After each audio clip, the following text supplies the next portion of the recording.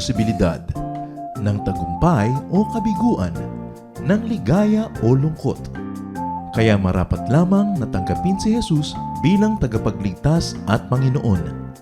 At matapos yun ay panariwain ang katapatan at paglapit sa Kanya bawat araw o day by day. Ang day by day ay naglalayong umalalay sa pang-araw-araw na pamumuhay.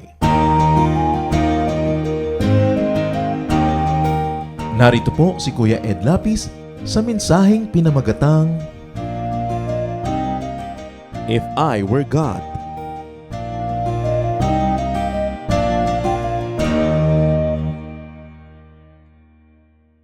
The power of God's love can do anything. At napakamakapangyarihan ng pag-ibig ng Diyos.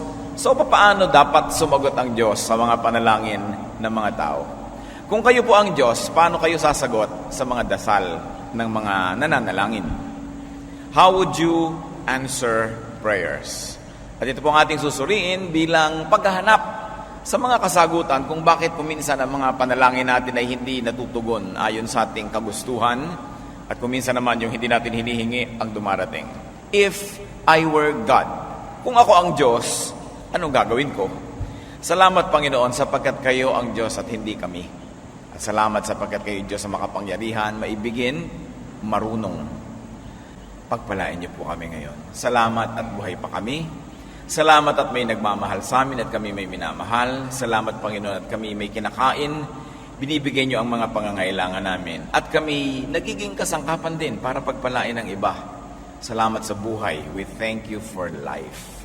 Thank you, Lord, for all that life brings. And we know that all good things come from you. Pakalinisin niyo po kami, Panginoon, na maging mayaman, matibay na sisidlan ng iyong kabutihan at karunungan. Mangusap po kayo sa amin. Pagalingin niyo ang aming mga karamdaman, palakasin ang aming mga kahinaan, papagliwanagin ninyo ang aming mga kadiliman. At nawa, Panginoon, kayo maghari sa amin. Humihiling kami ng mensaheng mauunawaan, maipapamuhay, at mamumunga ng kagandahang loob sa bawat isa sa amin. Salamat po, Ama, sa pagdinig niyo sa mga hiling na ito, sa ngalan ni Jesus na iyong anak at aming Panginoon at tagapagligtas. Ano po ang gagawin natin kung tayo ang Diyos? Kung akong tatanungin niyo, 10 things I would do if I were God. Especially in response to people's prayer, I would heal all the sick. Hindi pagagalingin ko lahat ng may sakit. Total, yan ang hinihiling ng lahat ng may sakit. Yan ang hinihiling ng lahat ng mga may minamahal na may sakit. I would feed all the hungry. Mano ba naman, napakainin ko lahat ng gutom. I would cheer up all the sad and lonely.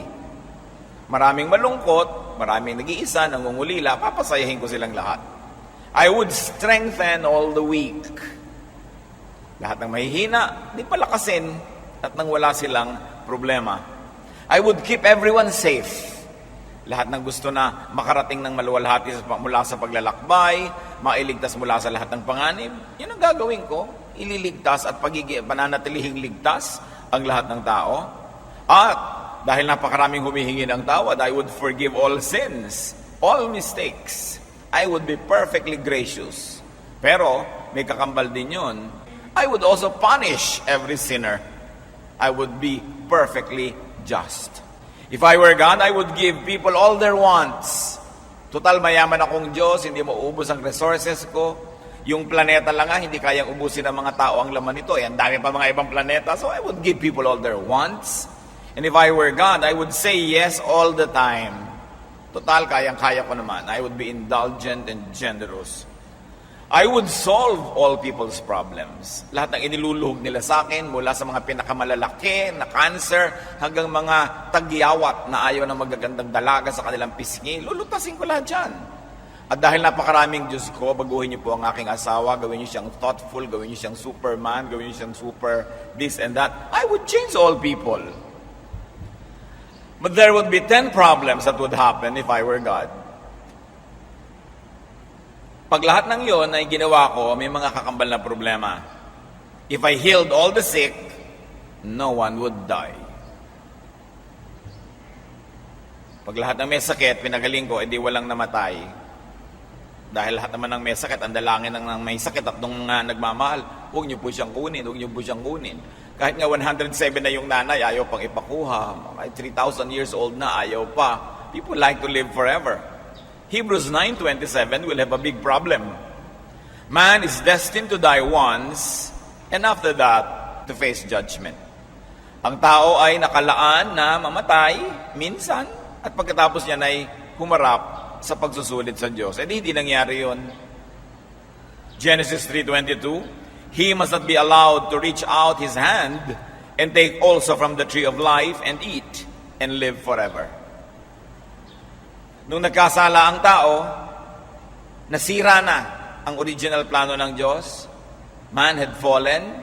So how can God afford to give man eternal life in his fallen state? Kaya sabi, nakain na ang pinagbabawal na prutas ng karunungan between good and evil.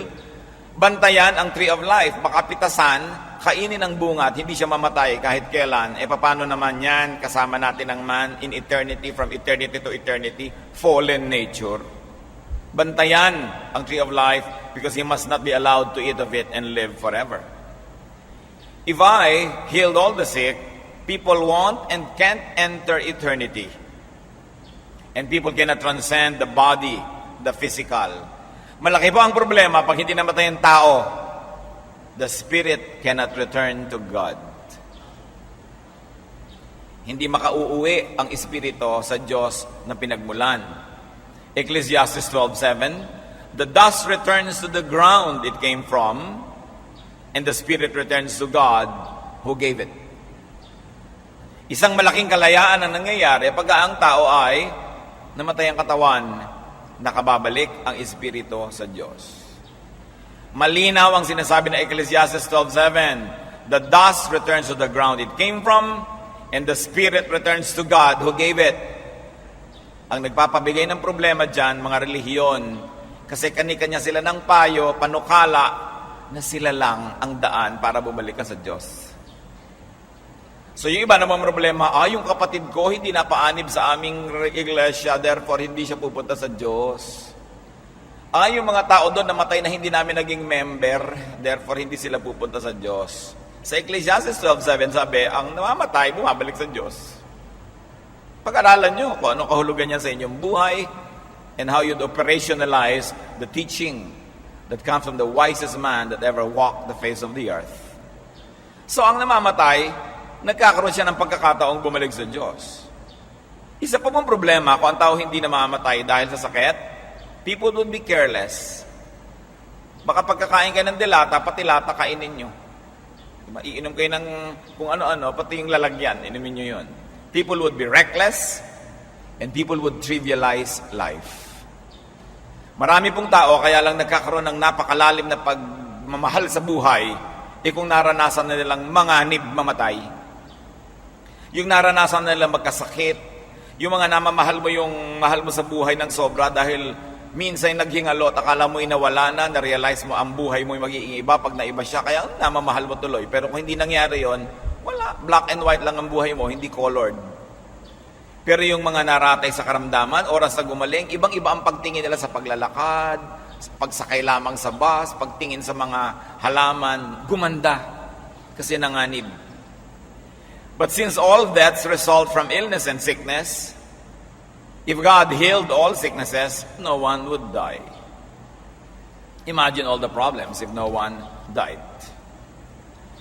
If I were God and I fed all the hungry, no one would work. Kaya lang naman nagtatrabaho ang tao para matiyak niyang siya ay may kakainin. At kasama na doon yung ibig sabihin ng meron siyang isusuot, meron siyang gagastahin, meron siyang gagamitin sa buhay. Pero kung ang tao ay pakakainin ng Diyos lahat, ano mangyayari sa atin? Idinisenyo ng Diyos ang tao na meron siyang kaligayahan na nakakamit pag siya ay nagtatrabaho. Kaya yung mga hindi pinagtatrabaho, inip na inip. Kaya yun pong maging busy tayo sa trabaho, isang malaking blessing. Dahil ang kakambal nun o kabaligtaran, yung wala kang gawin at mainip ka. Ang pinakamahirap gawin sa buhay, yung walang magawa. And of course, if the devil finds you doing nothing, he will put you to work. Kaya nagagawa mo tuloy yung mali. And if people need not work for food, people would be bored. And because no one dies, remember kung wala namamatay, what evil would people do? Kung minsan nag-iingat ka lang dahil baka ka mamatay. Kung hindi ka mamamatay, ano-anong mga kabalbalan ang gagawin ng tao laban sa kanyang sarili at laban sa isa't isa? Yung takot lang nating mamatay ang nagpapaingat sa ating kuminsan eh. Kung wala ka nung ganung takot dahil hindi ka naman mamamatay, edi kung ano-anong mga kabulastugan ang gagawin ng tao sa buhay. Genesis 6:5, the Lord saw how great man's wickedness on the earth had become, and that every inclination of the thoughts of his heart was only evil all the time. Napakaraming kasamaan laman ng isip ng tao. Nagpapakabuti lang at sinisikap maging mabuti para hindi mapahamak. Kung assured ka na hindi ka mapapahamak, saan makararating ang kasamaan ng tao? If I cheered up all the sad and the lonely, people won't be careful not to end up sad. People would be careless with their emotional well-being. People won't even appreciate happiness. Kung pinapawi ng Diyos ang lahat ng kalungkutan, lahat ng pangungulila, anong gagawin ng tao? Hindi na siya mag-iingat. Kung minsan nag-iingat ka lang kung sinong pipiliin mo maging boyfriend, maging asawa dahil ayaw mo maging malungkot. Kung hindi ka naman pala malulungkot o tuwing nagpa-pray ka sa Lord, tanggalin mo ang lungkot ko, ting, tanggal, di siguro na kung kanino ka na sumama na lang kung ano na nangyari sa buhay. Lahat na lamang ng mga kapahamakan sinuong mo, total, hindi ka naman natatakot na malulungkot ka. What will happen to you? Merong kabutihang idinudulot ang lungkot. Bagamat inconvenient, sometimes painful, pero may ikinabubuti ang kaluluwa ng taong nakakaranas ng lungkot. Yung mga nagiging mga mababait na tao, yung mga survivors ng kalungkutan. Yung mga nagiging maalalahanin ay yung mga nakalimutan. Yung mga nagiging mga matulungin ay yung mga napabayaan kasi naintindihan nila ang ibig sabihin nun. Yung nagiging mabait sa larangan ng pag-ibig ay yung mga nakaranas na ng pait at sakit ng pag-ibig din. Ecclesiastes 7:2-4. It is better to go to a house of mourning than to go to a house of feasting. For death is the destiny of every man, and the living should take this to heart. Sorrow is better than laughter, because a sad face is good for the heart. The heart of the wise is in the house of mourning, but the heart of fools is in the house of pleasure. Kahapon ng umaga, anong lungkot ang biglang bumungad sa akin, umagang-umaga. Nakatanggap ako ng text na namatay na daw isang kaibigan natin. So, kakalungkot. And it really affected me. But after a while, I thought, it still made me a better person na naranasan ko yung ganong lungkot. Dahil lalo mong napapahalagahan yung mga taong nasa paligid natin. Na kung minsan pipili ka, pupunta ka ba sa party o pupunta ka sa lamayan, sa lungkot, nakabubuti daw, sabi ng Ecclesiastes, na piliin sa mga tamang panahon yung malungkot na landas. Because sadness and loneliness refines the spirit. So bakit mo ngayon papasayahin lahat ng tao? You will deprive them of the appreciation of happiness. Kasi kung pinapakain ka na masarap na pagkain araw-araw, mamaya hindi ka na nasasarapan doon. Hindi mo na yung pinapansin. Sinusumpa mo na yung masarap na pagkain. Kasi laging gano'n na lang. If I strengthen all the weak, if I strengthen all weaknesses, people won't even bother to strengthen and to develop themselves. Kung lahat ng kahinaan ng tao, biglang papalakasin na lang ng Diyos, o mahina ka sa spelling, ting, ang galing mo na. Mahina ang iyong katawan, ting, palakasin. No? Mahina ang iyong loob, palakasin. Walang gagawin ng tao para ayusin ang kanyang sarili. Walang gagawin ng tao para magsikap na ayusin ang kanyang buhay.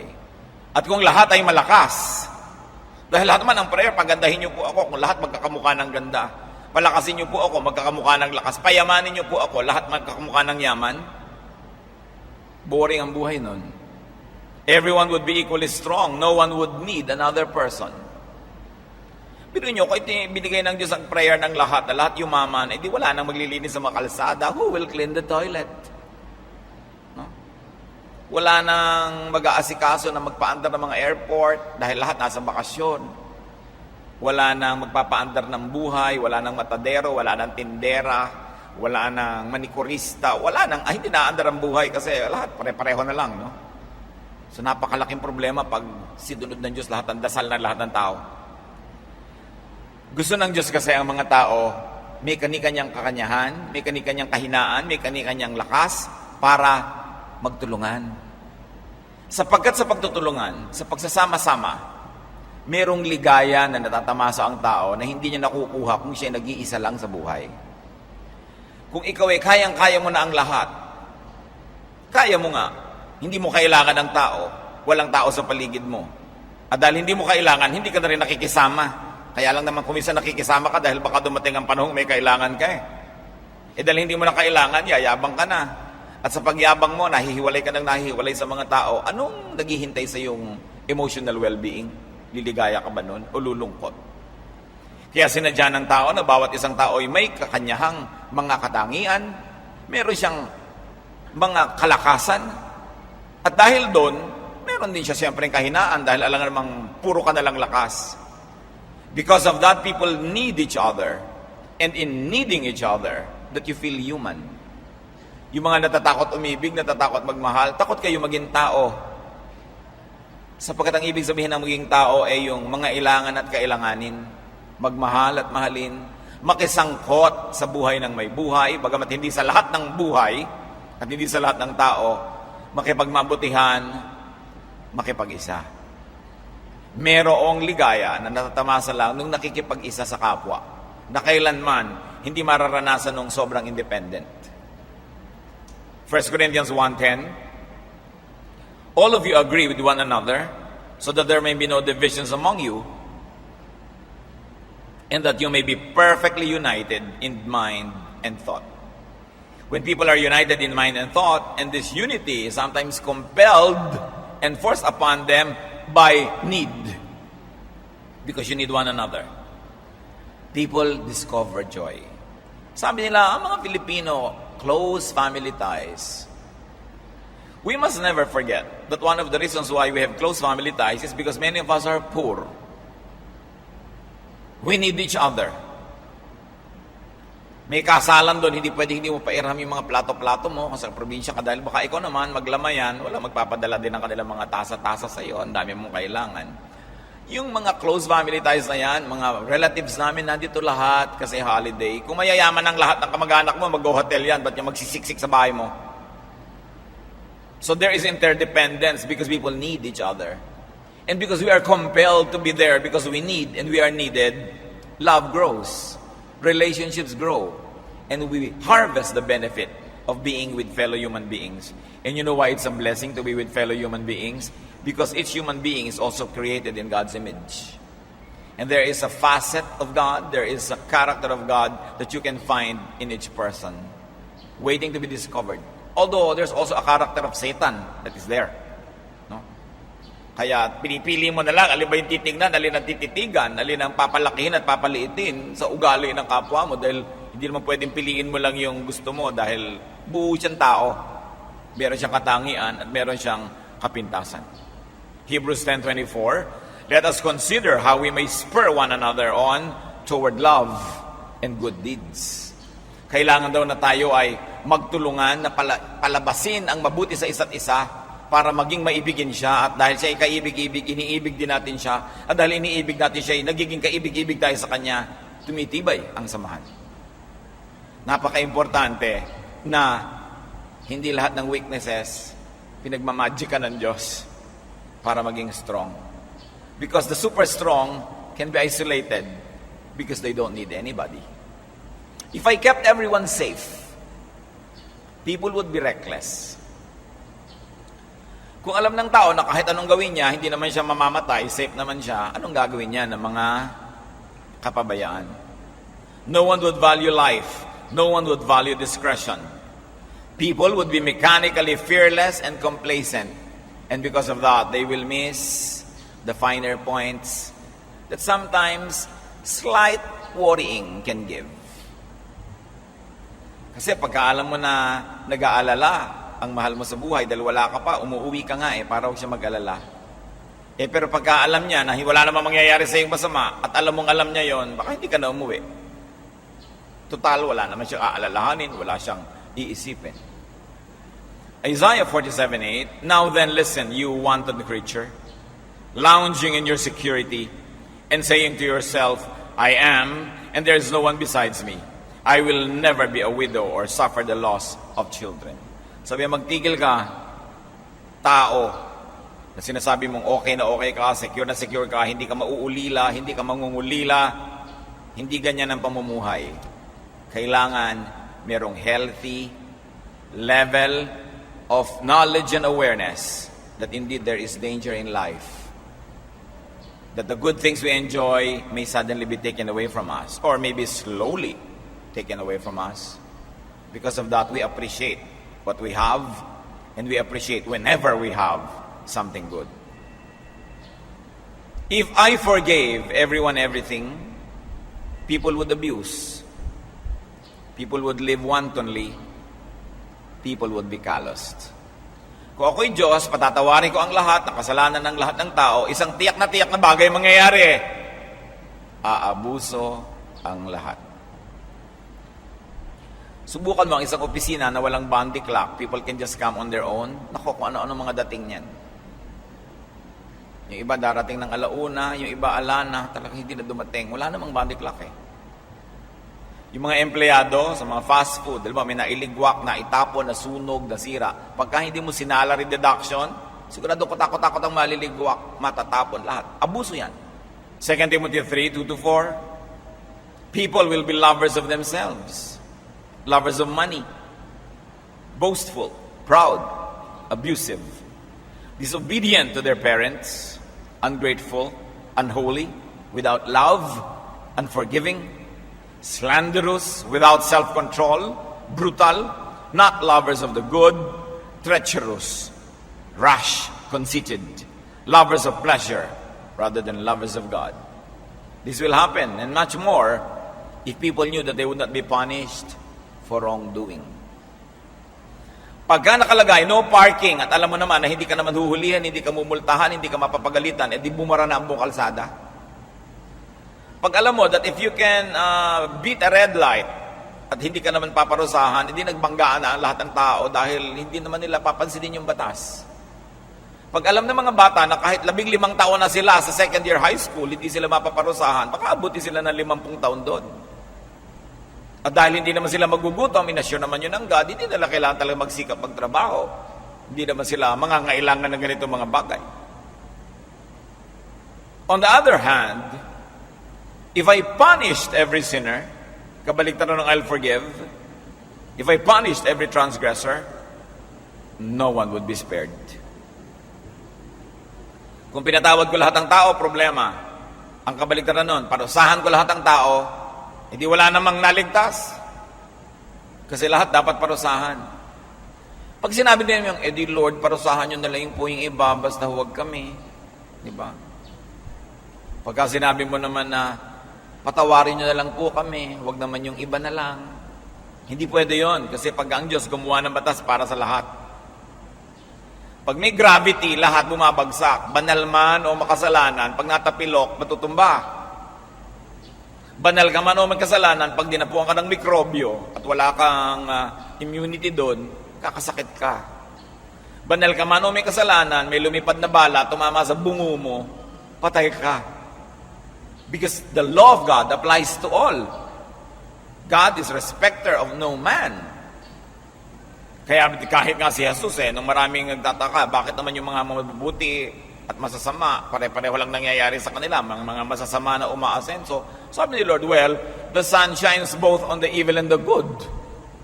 And the rain falls on both the wicked and the godly.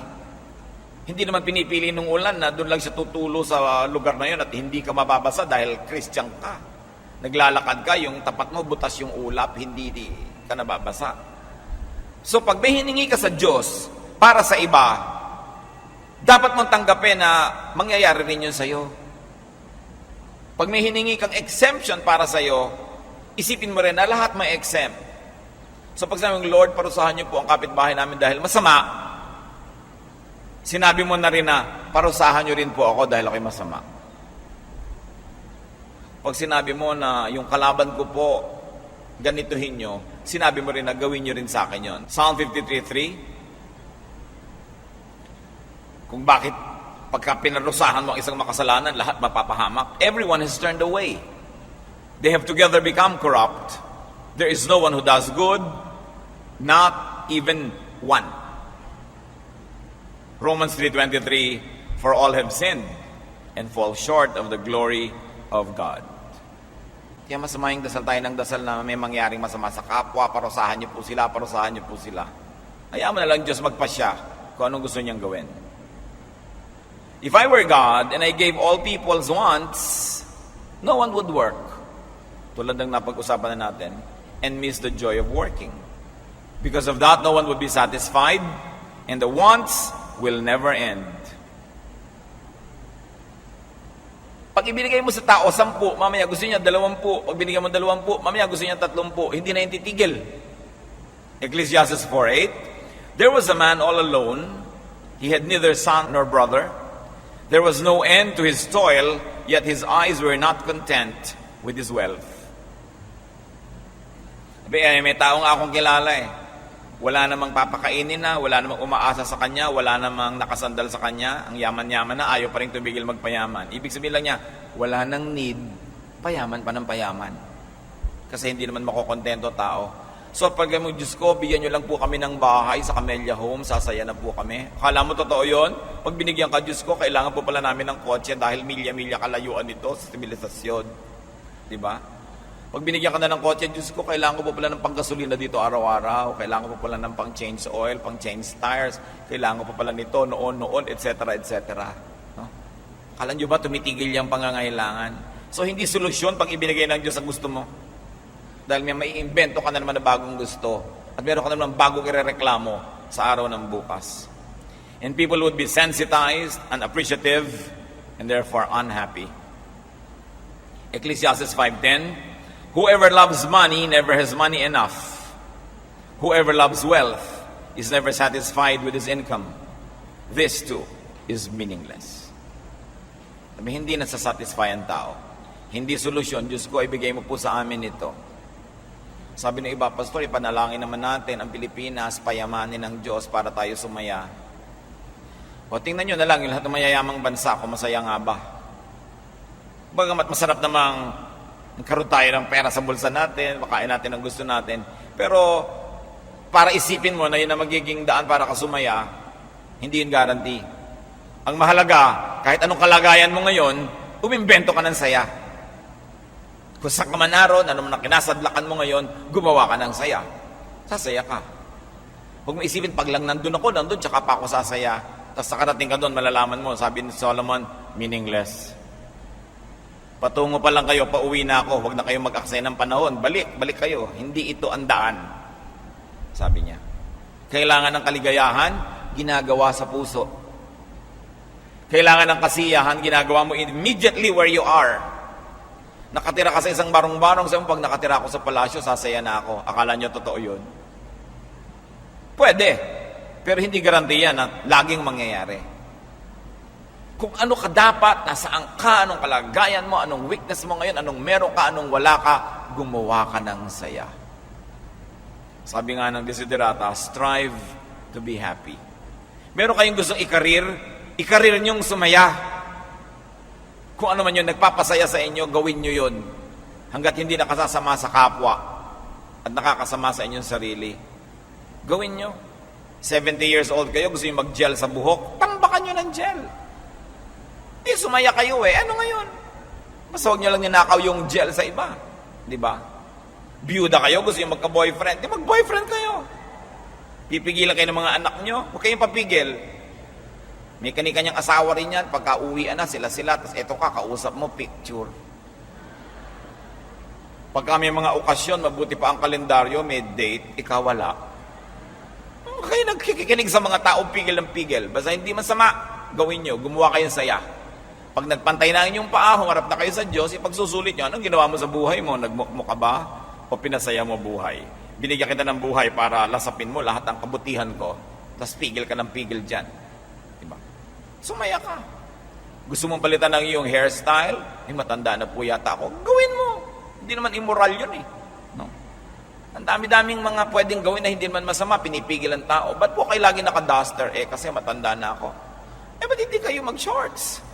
Ba't hindi kayo magtanga kung gusto ninyo? Anong problema dyan? Diba? Gawin nyo. Meron pa gusto ko na po mga makatapos ng college, kaya lang 16 na ako. Gawin mo. Ba't di mo gawin? Kakasaya mo pala yan. No? Kasi ang tao, maraming lungkot. Gusto mo man o ibig, sabi ni Balagtas, sapagkat ang mundo'y bayan ng hinagpis, mamamaya'y sukat ni bayan ng dibdib. So pag dumadating yung schedule ng hinagpis, harapin mo.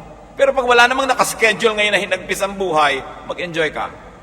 Kasi yung kasiyahan mo na magpapalakas sa'yo para malampasan mo yung mga araw ng hinagpis na hindi pwedeng iwasan. Ang masama, kahit hindi araw ng hinagpis, umiimbento ka ng hinagpis. Pigil ka ng pigil. Tuloy, pagka dumating yung problema talaga, wala ka malang mabalikan sa alaala mo na kasiyahan. Hindi ka na-recharge. Lagi kang low bat. Kailangan ng tao nag-charge. And remember to be contented and happy where you are. Don't always desire for this man's art or for that man's scope. Don't always look at the other side. The other side is always looking nicer. Sabi nga, the other man's grass is always greener. The sun shines brighter on the other side. At kung hindi kayo agree, pag nasa restaurant kayo, tingnan nyo yung in-order ng kabilang mesa, laging mukhang mas masarap kesa sa in-order nyo. Kung ano yung nakahain sa inyo, yun ang na-afford nyo, enjoy it. No? Huwag tayong greedy. Huwag nating laging hanapin yung wala. Tuloy, hindi natin napapansin kung sinong nandyan. Jeremiah 6:13, from the least to the greatest, all are greedy of gain. Sakim talaga ang mga tao. Gusto kunin, kamkamin yung mga hindi na nila kayang hawakan pa. Dapat alam natin kung paano tayo sasaya, kung anuman ang nandun, kahit anuman yung wala. If I solve all people's problems, no one would work. No one would be careful. Life would be dull. Yung mga problema, mahirap lang habang nandyan. Pero pagkalampas, mas masarap ang buhay. Yung kuminsan ikaw ay pinag-fasting, o may blood test ka bukas, 10-hour fast. Talaga naman parang hayok na hayok ka sa tubig, sa pagkain. Naisip mo lahat kasi pinagpa-fast ka. Pero nung nakuha na yung dugo mo, pwede ka nang kumain. Ang sarap mag-almusal. Pero nasarapan ka lang dahil naranasan mo mag-fasting. Parang yung nag-iibigan, ang sarap naman yung tingnan at yakapin. Dahil 3 buwan kayo hindi nagkita. Subukan mong araw-araw na nakabalandra sa pagmumukha mo yan. Masisikipan ka rin. Masarap yung nangungulila dahil lalo mong namamahal. Loneliness remembers what happiness forgets. So yung mga marunong mag-ibigan, naglalagay din sila ng konting space para naman ma-miss nila yung isa't isa, para masaya. Meron pa nga, bakit isang araw ka na hindi nagte-text? Nagpapamiss lang, tumalab ba? May ganyan, di ba? Mga binata, ganyan manligaw, mga dalaga, mag-ano kayo. Text sa'yo ng text araw-araw, tapos biglang hindi ka te-text ng 24 hours, sabi ka ngayon dahil nasanay ka na. Kaya ngayon pag hinayang kang ilaglag ang bataan, laglag kang ka dahil na-miss mo eh. Mga gimmick, no? But sometimes, it is done in the spirit of truth, and it's beautiful, and it's exciting, no? People must work. People must be busy because there is joy in it. Sabi sa 2 Thessalonians 3:11, puna sa mga hindi ganon, we hear that some among you are idle. They are not busy, they are busy bodies. Dapat hindi ganon. Ngayon, Diyos ko, baguhin niyo po ang asawa ko, baguhin niyo po ang anak ko, baguhin niyo po, etc., etc. If I change all people, people would be robots. Magiging makina ang tao. Baguhin si ganon, ting! Baguhin si ganyan, tang! Baguhin si ganyan, ting! Gusto niyo ba na, Diyos ko, gawin niyo po yung asawa ko, ting umuwi, may dala sa aking bulaklak. At araw-araw nga may dala, pero alam mong dahil binago lang siya ng Diyos, hindi naman niya kusa. Ano kahulugan nun? Mahalaga yung kusa. And if God changed all people, you know what the problem would be? All people would be the same. Kasi gano'n lang naman desire natin, lahat ng tao maging ganito, maging ganyan. Di lahat ng tao uniforme. 1 Corinthians 12, 4 and 11. There are different kinds of gifts, but the same Spirit. All these are the work of one and the same Spirit. And He gives them to each one just as He determines. Sinadya ng Diyos na bawat tao may kanyang katangian. Huwag niyo siyang ipabago sa Diyos. Enjoy the katangian, enjoy the uniqueness, and be ready to be surprised. Mahirap naman kung lahat ng tao kumikilos ayon sa iyong script. Hindi ka na maso-surprise nun. Halimbawa, isa kang mayaman na tao, marami kang tauhan. Gusto mo, pag alas 6, paggising ko, dapat meron nandyan na fresh orange juice.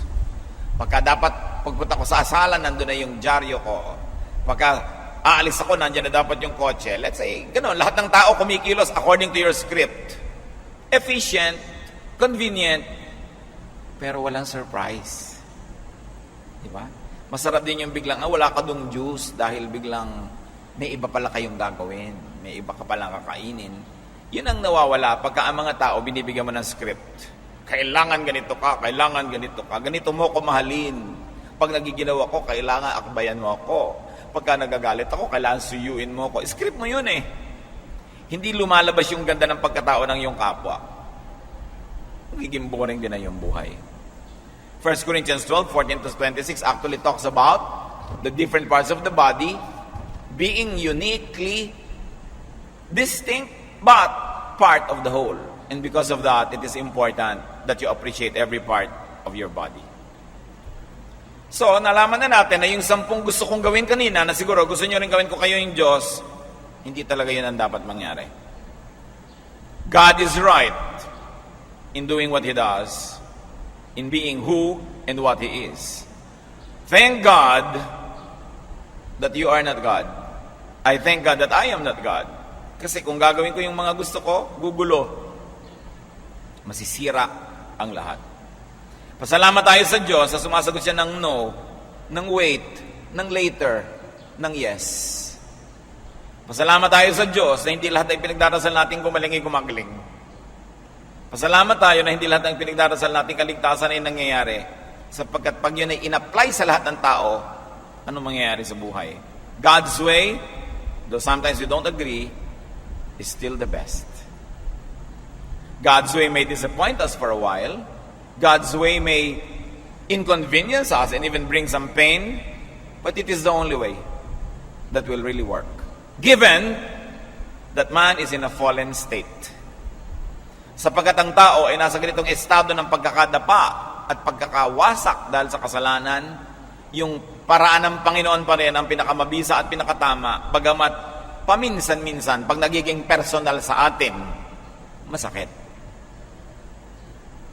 Pag nagiging personal yung application ng kamatayan, ng kabiguan, ng palo, ng pagtutuwid, masakit. Pero baligtad rin yun na hindi yun i-apply kahit kanino, mas magulo. Psalm 119, 129, your statutes are wonderful. Dumadating ba tayo sa ganon? Hindi natupad ang pangarap mo? Hindi nangyari yung gusto mo sa mo, Lord, ang galing nyo talaga. Tama pa rin kayo kahit masakit. Kahit nagdurugo ang puso ko dito, tama kayo. Hindi ko dapat nakuha. Psalm 145:17, the Lord is righteous in all His ways and loving toward all He has made. Maibigin ng Diyos kahit sa Kanyang binabawian ng buhay. Kumisan nga, dahil maibigan siya, kaya ka binawian ng buhay eh. Maibigin ng Diyos kahit sa mga nabibigo ang pangarap. Kasi hindi nyo alam kung anong uri ng mga problema ang darating pala kung natupad yung gusto mo. Ang Diyos lang naman na nakakatanaw doon sa malayo. Siya lang ang nakakaalam kung saan uuwi ang mga gusto nating hakbang na gawin. Kaya yung mga hakbang na patungo sa kapahamakan ay sinasawatan na niya, pinipigil na niya agad-agad. At ikaw na ang napigil, dadabog-dabog, gagalit-galit, tatampo-tampo, na hindi mo alam, mahuhulog ka na pala sa bangin, kaya ka lang inawat. Dahil ang sabi ng Bible, the Lord is righteous in all His ways. Whether or not you understand, whether or not you agree, the Lord is always righteous. That the Lord is loving toward all He has made. Maibigin siya. Parang pag-ibig ng magulang na kung minsan ito ine-express na pinalo ka dahil love. Laging maibigin ng Diyos kahit hindi natin naiibigan ang paraan ng kanyang pag-ibig sa atin. Sumasaya ang tao na isinusunod niya at isinususog sa kalooban ng Diyos yung kanyang puso. Mapalad ang tao na nakakakita ng kasiyahan sa lamuha at pakikitungo sa kanya ng Diyos kahit ito'y pansamantala na nagbibigay ng kirot. Nandiyan ang kaligayahan natin na matanto, maisip na tama lagi ang Diyos. Therefore, do not quarrel with God. Huwag ka na makipag-away sa Diyos, wala ka naman panalo. Tsaka ano ba naman ang alam natin? Kahit ka pa 80 years old ka pa lang nabubuhay. God is forever. Ano laban mo doon kung sino talagang marunong? Do not tell God what to do. Tanggapin mo ang kanyang kalooban. Isaiah 45 verse 9, Woe to him who quarrels with his maker, to him who is but a potsherd among the potsherds on the ground. Does the clay say to the potter, What are you making? Kung palayo ka lang, ginagawa ka lang ng potter, huwag kang kumibo, ayaan mo siyang gawin ang gusto niyang gawin. Huwag kang makialam dyan. Alam ng Diyos ang ginagawa niya. So what is God's way? Sariwain natin yung basic na katotohanan tungkol sa Diyos. God created everything. God created every way, every procedure, every method. God created natural law. Lahat ng bagay at lahat ng paraan kung paano umaandar ang mga bagay, Diyos ang may likha. Science, physics, chemistry, mathematics, biology, medicine, engineering, the arts, lahat ng prinsipyo niyan, Diyos ang may gawa. Yung mga matatalino na nabubungkal nila yan, nare-research, nalalaman lang nila yung mga laws of nature, E equals MC square, yung mga ganyan. Diyos ang may likha nun. Nakita lang ni Einstein. Diyos ang lumikha ng Do, Re, Mi, Fa, Sol, La, Ti at lahat ng mga notes in between. Nakikita lang ng mga composer kung paano nila pagdudugtong-dugtungin, paghihiwa-hiwalayan, lalakasan ni hinaan, nakakagawa sila ng mga kanta. Pero Diyos lahat ang may gawa niyan. Diyos ang may gawa ng laws of physics, na lumilipad ang aeroplano pag ang bilis-bilis ng speed, pagkatapos yung pakpak, ia-angle, tatama sa hangin, magkakaroon ng resistance ang hangin, ang bilis-bilis ng speed niya, tataas siya. Nadi-discover lang yon ng mga aeronautic engineering. Pero nandun na yun dati pa. Yung pag-filter ng tubig, kung paano lilinisin yung maruming tubig para maging mineral water or filtered water, dati nang ginagawa yan ng Diyos, nalaman lang ng tao. Alam niya yan. Isaiah 45, 8-12, You heavens above, rain down righteousness. Let the clouds shower it down. Let the earth open wide. Let salvation spring up. Let righteousness grow with it. I, the Lord, have created it. It is I who made the earth and created mankind upon it. So yung mga batas ng Diyos, scientific laws, social laws, emotional laws, personal laws, alamin at igalang, sasaya ka sa buhay. God put man in charge of everything. So sariwain, God created everything, but God put man in charge of everything. Sabi sa Bible, to subdue, to rule, which really means to manage, to administer creation. Therefore, recreate creation for his well-being. That is what man should do. Man has to do it himself. No? Sabi sa Genesis 1:26, God said, Let us make man in our image, in our likeness, and let them rule over creation. Very interestingly, brothers and sisters, after God created, God rested. Alam niyo yon. 6 days He created, on the 7th day, He rested. Sa palagay nyo, yung natapos yung 7 days, first day, dumating uli, nag-work uli ang God? Repeat? Gagawin niya uli ang ginawa niya lahat? No, God is at rest. Genesis 2:2, by the 7th day, God had finished the work that He had been doing. So on the 7th day, He rested from all His work. Namnamin nyo to.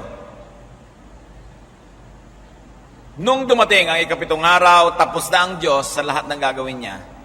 So sa palagay nyo, nung umikot uli ang isang linggo, inulit na naman niya ang ginawa niya? Hindi. Tapos na eh.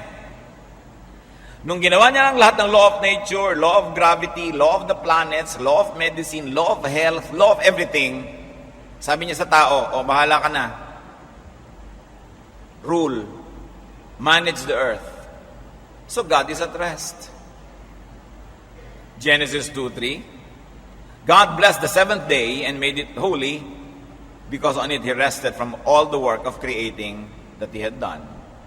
God mandated people to run their lives, to live their lives. Sabi ng Diyos, natapos ko ng lahat. I-maintain mo na lang yan, ha? Papaandarin mo na lang. Magpapahinga na ako, bahala ka dyan.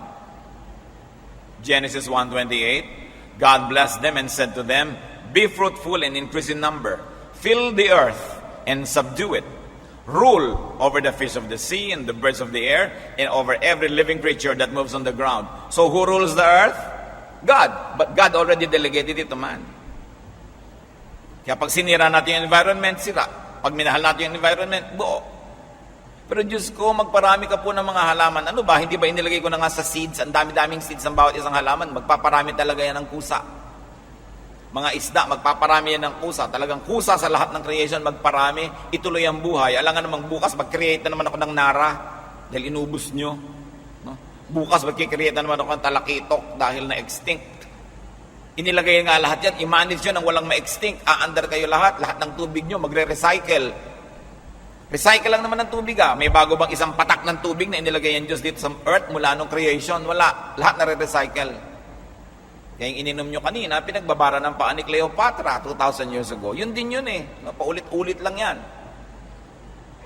Yung kinain yung isda, mga nalunok niya siguro, yung kuko ni Julius Caesar. So nakain mo rin si Julius Caesar. Paulit-ulit lang. Ikaw din, magiging papaya. Di ba? Pag namatay ka, magiging lupa ka na naman, magiging malunggay ka, kakainin ka ng kalabaw, yung kalabaw, kinain ng gano'n. Paulit-ulit lang. Yung kaluluwa lang ang galing sa Diyos at ibinabalik sa Diyos. So sabi, dapat people should help themselves. Huwag kayong asa ng asa sa Diyos sa lahat. Sabi, ginawa ko na lahat, ibinigay ko na sa inyo, binigyan ko kayo ng utak, binigyan ko kayo ng karunungan, I created you in my image, tapos gusto nyo ako lahat gagawa. No? Diyos ko, may sakit po ako, pagalingin nyo ako. Bakit ka nagkasakit? Hinitit mo lahat ng sigarilyo sa buong mundo, tapos ngayon gusto mo pag-magican kita. Di ba? Buuin niyo po ang relasyon namin mag-asawa. Ang sungit-sungit mo, away kayo ng away, tapos ipapabuo mo sa akin. Kayo sumisira, ipapabuo niyo sa akin. Ano ba kayo? Kaya maraming dasal, parang hindi nadidinig. Hindi mo naman dapat dinadasal dapat gawin mo. Diyos ko, pagpalain niyo po ang mahihirap, pakanin niyo po sila. Di ba, kinreate ko na lahat ng pagkain, lahat ng halaman. Ikaw na may pagkain, pakainin mo siya. Mag-manage ka, mag-fundraising ka, pakanin mo. Ba't ako papakainin mo sa kanya? Tapos na ako, nagpapahinga ako. Sana maintindihan natin ang ibig sabihin ng Sabbath ng Diyos. He is at rest. Huwag natin siya pagawin. Dahil ibinigay na niya lahat yung tool, lahat ng capacity sa tao. We were created in His image. 1 Thessalonians 4:11, make it your ambition to work with your hands. No, not to move God, do it for you. At kasama dyan, sa pamamahala natin ng lahat-lahat, gusto kasi ng Diyos that people help each other.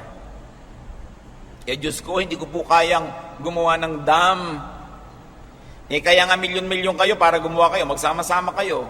Paano po kami magsasama-sama yung magkakaaway kami? Kaya magbati-bati kayo, magkasundo-sundo kayo, mag-ibigan kayo, makakagawa kayong dam, makakagawa kayong pyramid, makakagawa kayo ng building dahil nagkakaisa-isa kayo. Sige, mag-away-away kayo dyan, magyera-gera kayo. Yung mga ginawa nyo, masisira pa, miserable ang buhay. Tapos pag miserable, dasal ka ng dasal, Diyos ko, ayusin nyo pong buhay namin. Ba't nyo ginugulo? Dapat tulong-tulong. Kaya sabi sa 1 Peter 4:9, offer hospitality to one another. And hospitality can be everything. Ibig sabihin, yung strong, help the weak. That is how you will survive. United you stand, divided you fall. You, humanity. O yung isang bansa, gumagawa ng atomic bomb, o kung ano-ano pa, atom bomb, etc., etc. Papasabugi niya doon sa ibang bansa, di ba yung lason, kakalat din sa buong mundo, malalason din siya. Dapat maisip ng tao yon. Tayo na ang pinagkatiwalaan, ayusin tong buhay natin na to. May mundo ibinigay sa ating lahat, ayusin natin, wala naman tayong ibang pwedeng lipatan. May pamilya ibinigay sa iyo, ayusin mo. Sa kapalilipat, alam mo ipanganak ka muli para maging anak ka ng iba. Nandiyan ka na ayusin mo na yan. That's how you become a little God in your life. By doing what God has assigned you and enabled you to do. Be responsible, no? Because man's thoughts and man's deeds will always have consequences. Hindi pwedeng, Lord, gumawa ako ng masama, i-exempt mo ako sa resulta. No. Aanihin mo yung tinanim. Pasensya ka. Walang personalan. Alam mo yung batas, hindi mo dapat ginawa yan. Ginawa mo, tapos magpapa-exempt ka ngayon sa bunga niyan. 1 Corinthians 7:24, each man is responsible to God. No? Kailangan ng tao matuto kung paano mamumuhay na magkakasama. Don't always ask and expect God to rise from His rest to solve people's problems. Psalm 132 verse 8, arise, O Lord, and come to your resting place. May kanta, so arise to your rest and be blessed by our praise. Yung mga tao, dahil gusto nila, pinagtatrabaho ang Diyos lagi, pinapalitan yung words, ginagawang arise from your rest. Yung sabihin, bangon nga kayo dyan sa pagpapahinga ninyo at may gagawin tayo. No? Samantalang the Lord, sabi niya, come to your resting place. Psalm 11 verse 4, the Lord is in His holy temple, the Lord is on His heavenly throne. Anong ibig sabihin? Dasalan, hingan, ungutan, the Lord is in His holy temple. Ibig sabihin, let the Lord rest. Pag yung nanay mo, nasa kwarto niya, nagpapahinga, your mother is in her bedroom. Anong ibig sabihin? Nay, magsaing nga kayo. Di ba? She is in her bedroom. Let her stay there and enjoy her time. Pag saying the Lord is in His holy temple, the Lord is on His heavenly throne. Let Him bask in His glory. And let Him enjoy His being. No? Hindi natin siya kailangang kaladkarin sa mga maliliit at kung ano-ano mga bagay na binigyan niya tayo ng kakayahan para gawin. Hindi tayo magkakalata sa natin, Lord, pakilinis. Makikipag-away tayo sa Lord, pag-ayusin niyo po kami. Kaya niyo yan. You were created in God's image. It doesn't mean independence from God. It doesn't mean don't pray. Pero ilagay niyo sa lugar, hindi lahat-lahat dahil sabi niya, hindi ba binigyan na kita? Ipagpe-pray mo yung mga mahihirap, meron ka namang ibibigay. Ibigay mo na. Huwag ka naman nalangin. Gawin mo na ang pwede mong gawin. When God breaks His rest, when God breaks His automatic natural law, a miracle happens. Nandun pa lang mga kapatid yung miracle. Yung dapat careless ka, nalaglag ka, sinalo ka, miracle. Pinabayaan mong katawan mo, ngayon manganganib kang mamatay, pinagaling ka, miracle. When God breaks His law for your sake, that's miracle. But would you like to ask God to always break His laws for you? Why don't you just follow the law? So God doesn't have to make an exemption all the time. Psalm 77:14, you are the God who performs miracles. You display your power among the peoples. Kahit naman sa history ng Israel, mga kapatid, may mga panahon ng miracle, pero maraming panahon, walang miracle. Dumating ang mga kaaway, nasakop sila, sakop. Pinapanalangin ni Haring David ang kanyang anak na gumaling, hindi gumaling, namatay. So anong ginawa ni David? Nung namatay na, kumain, naligo, sabay, patay na, ano pang gagawin ko? Nung nag-aagaw buhay, talagang dasal ako ng dasal, pas ako ng pas, baka may magawa. Pero namatay na, so ano gagawin ko? Alangan namang tumalon ako sa building. So itutuloy ko ang buhay. Dahil sabi niya, makikita rin naman kami later. The comfort that we have in God. So pag hindi kayo sinusunod ng Diyos, sa inyo hinihingi, huwag magdamdam. Huwag maghinanakit. Huwag magtampo. Lalo namang huwag magalit. At huwag na huwag tumalikod sa Diyos dahil lang hindi mo nakuha yung gusto mo. Nung si Job na napakayaman na naghirap, malusog ay nagkasakit, sabi ng kanyang asawa, isumpa mo na nga ang Diyos. At sabi na si Job 2:10, he replied, you are talking like a foolish woman. Shall we accept good from God and not trouble? Gusto mo lang ba ang Diyos pagka ang ibinibigay sa iyo yung gusto mo at pagka yung ayaw mo na rin sa Kanya? Sabi, Diyos yan. Kung ano man ang ipadala dito, tanggapin. Bakit mo i-return to sender? Sa Diyos galing. Jonah 4:1-4. Jonah was greatly displeased and became angry. Bakit? May iniutos sa kanya ang Diyos. Magturo ka sa Ninive dahil siya gunawin ko, masamang syudad yan. At nung nagturo siya, nagsisi yung mga tao, hindi ginunaw. Sabi ni Jonah, ba't niyo gunawin? Napahiya ako, sinabi kong gugunawin sila. Sayo ng Diyos ang gunawin. Dahil nagbago na yung isip ng mga tao, nagbago na yung dealing ng Diyos, tanggapin mo yan. Don't be childish in dealing with God. 1 Corinthians 13:11. When I was a child, I talked like a child. I thought like a child, I reasoned like a child. When I became a man, I put childish ways behind me. Nung ako'y bata, isip bata ako. Pero hindi na ako bata, hindi na cute maging isip bata. Dapat mag-mature.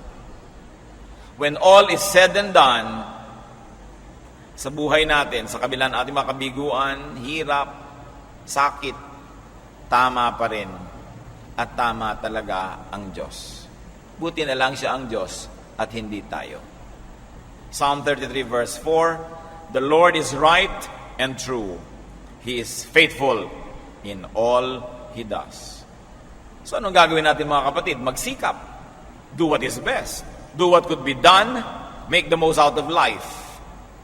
And when it's your time to go, go without regrets.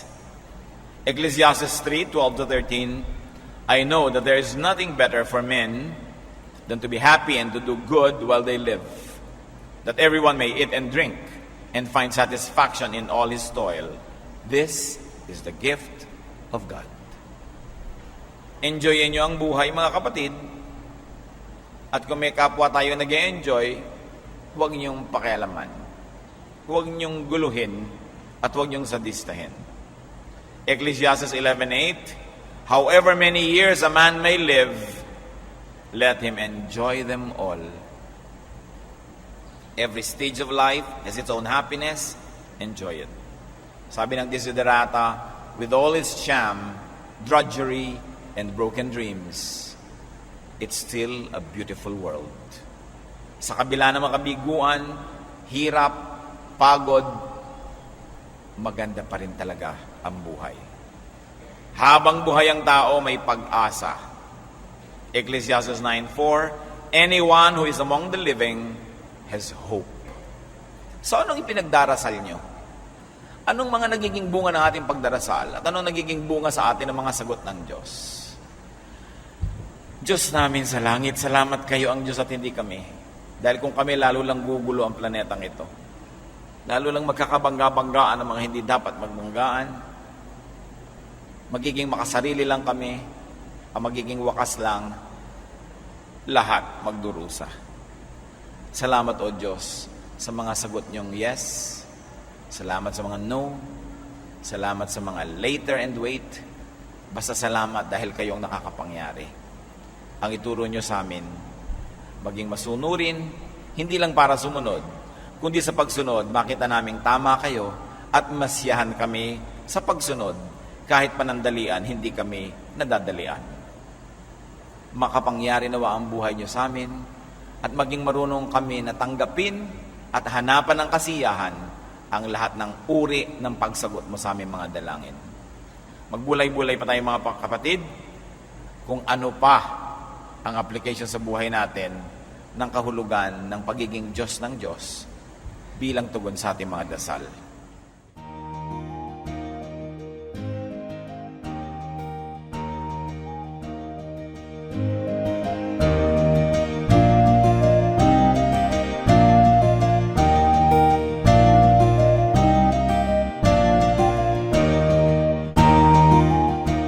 Ang katatapos pong mensahe ni Kuya Ed Lapiz ay pinamagatang, If I Were God.